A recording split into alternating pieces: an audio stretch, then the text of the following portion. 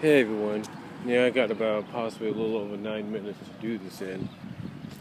But I kind of want to talk about the state of the WWE after MITB, Money in the Bank.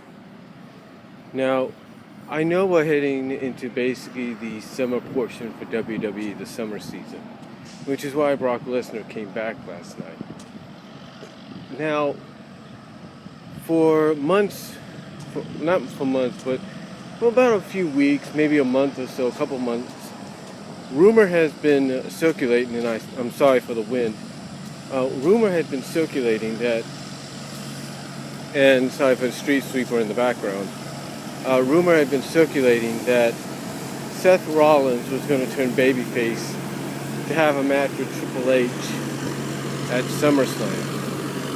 Now, that still might happen, but from the way it looks, the match will probably still occur, but it looks like the roles, I could be wrong, but in my opinion, it looks like the roles might be reversed. Hear me out. You see,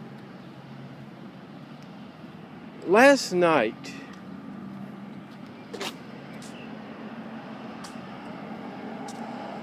Raw portrayed Seth Rollins as the heel more so than they would ever portray the Authority.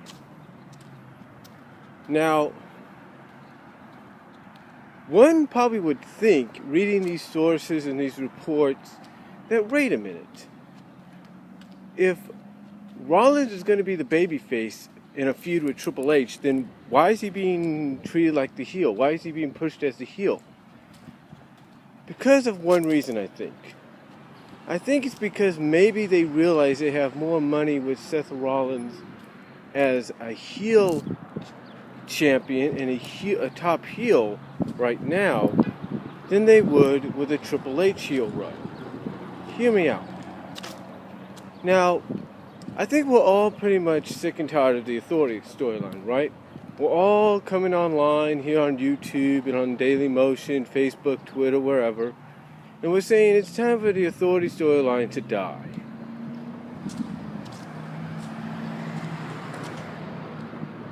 That's what we're saying. So, we want the Authority storyline to die. And I think, in a sense, some people in WWE realize this. They realize this, but they also realize that if the Authority goes away, you don't want them to go away as the heel Authority. No. I think someone or some people are thinking that the best way for the Authority to probably slowly go away, slowly start to fall into obscurity, well, into the background, if you will, is for them to do it as baby faces. Now, I could be wrong in this notion. I could be wrong. But it just seems to me that it's kind of ironic. I mean, you have Seth still acting like a chicken-heeled champion. You know, walking away from Brock Lesnar. To me, from what I saw last night on Raw, it's almost kind of symbolic. That, in a sense, I think it's almost symbolic that they want to still run with Seth as a heel, and they do want to do the match with him and Triple H at SummerSlam, but they want to do it.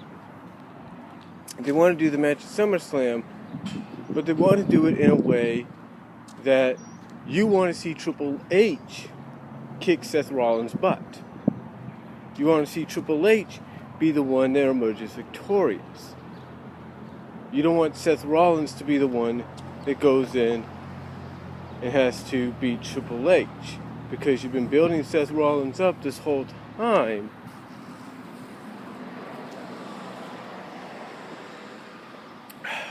You've been building Seth Rollins up this whole time as a top heel with the way he acts, where he acts at times and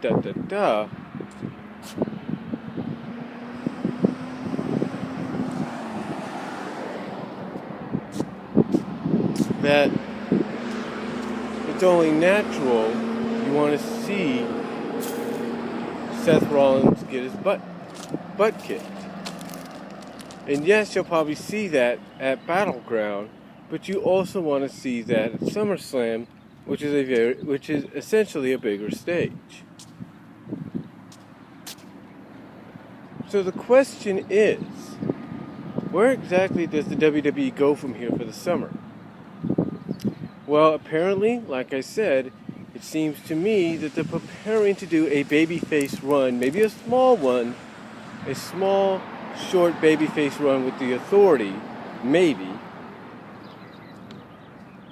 And, well, at least Triple H and Stephanie in this case.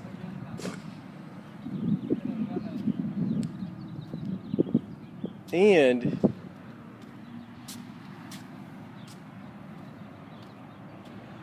it looks like they might be trying to plan for a Sheamus Brock Lesnar match at SummerSlam.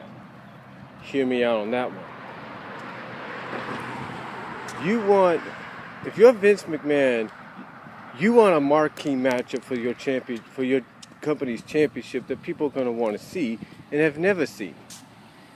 You're going to want to see somebody that can actually bring the fight to Brock Lesnar. And that person in particular is Sheamus. So what better way to start that feud than to have Brock possibly annihilate Seth, win the championship back, and then when he's not looking, get Brogue kicked by sneak attack by Sheamus, has Sheamus cash in and become champion. Just saying. And off you go with those two. So right now, those are the top things going as well. As far as Kevin Owens goes, it looks like he's going to be it looks like to me that someone, maybe Triple H or whoever, is starting to say, you know what, let's run with the Kevin Owens character that was in Ring of Honor at one time. Someone that defied authority, did what he wanted, endangered people, Let's go with that Kevin Owens and see what happens. And I think that's what they're going with him for the summer. And I think that's good. If that's the direction characterized they want to go with Kevin.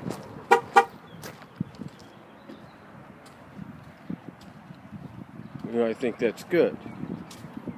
So those are three areas, three directions or top directions I think they might be going in for the summer.